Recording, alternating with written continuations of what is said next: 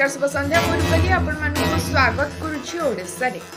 आज 4 दिन ओडिसा रे प्रबल वर्षा संभावना। संध्या रे उत्तर पश्चिम बंगोपसागर संलग्न ओडिसा उपरे एक घूर्णिबलय सृष्टि होइछि। या प्रभाव रे पश्चिम ओडिसा रे वर्षार परिमाण अधिक होबार संभावना।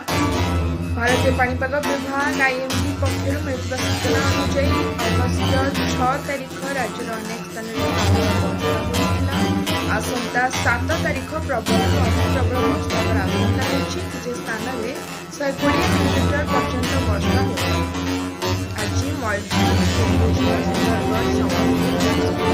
बरगढ़, देवगढ़, बालेश्वर, भद्रक, केन्द्रापड़ा, जगतसिंहपुर, कटक, खोर्धा, नवरंगपुर, कलाहांडी, रायगढ़ और कोरापुट रे प्रबल वर्षा होइछि।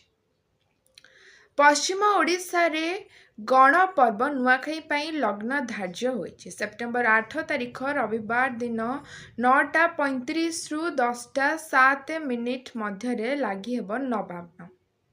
आज बलांगीर रे लग्न धार्य पर यह सूचना देइछंती राजपुरोहित।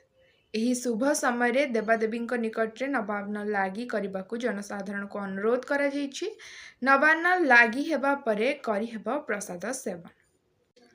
ओडिशा रे आलू संकटर समाधान पाई राज्य सरकार एक गुरुत्वपूर्ण निष्पत्ति ग्रहण करछंती।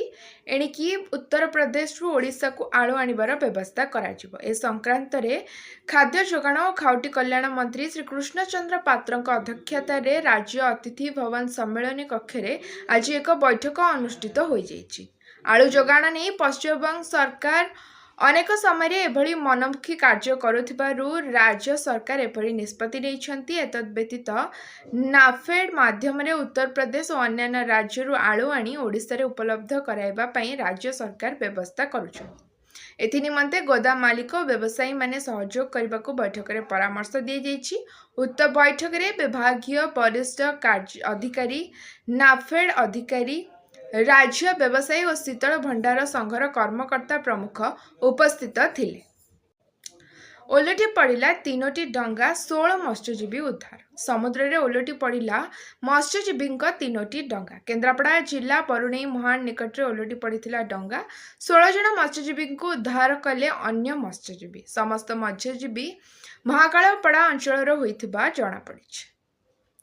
झारसुगुड़ा रे गैस लीक, जड़े श्रमिक मृत, 5 असुस्थ। झारसुगुड़ा जिला बुढ़ी पदर स्थित ओडिशा मेटालिक कारखाना रे गैस लीक होई जड़े श्रमिक मृत्युवरण करथिबा बेले अन्य 5 जन असुस्थ होइथिबा सूचना मिली। असुस्थ श्रमिक स्थानीय एक घरोई मेडिकल रे भर्ती होइथिबा जणा पड़िछि। मृतक जनक ठिका श्रमिक थिले।